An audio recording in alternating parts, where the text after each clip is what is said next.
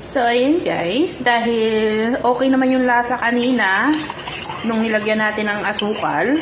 So, nagtimpla naman ulit tayo o nagkatas naman tayo ng passion fruit. Kanina, kinain natin yung tawag nito. Kaninang tanghali, kinain natin yung seed. So, wala namang reaction sa ating stomach o sa tiyan.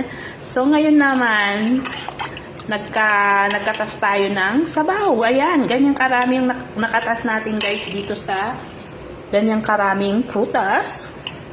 So, meron na tayong fresh na juice. Lalagyan na lang natin siya ng yellow. So, i-share natin siya mamaya kay Amo.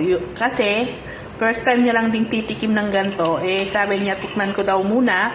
So, okay naman para sa akin. Siguro naman, pwede rin para sa kanya. So, let's see you later. Pag nilagyan na natin siya ng ice, share natin kay Amo mamayang gabi. Ayan.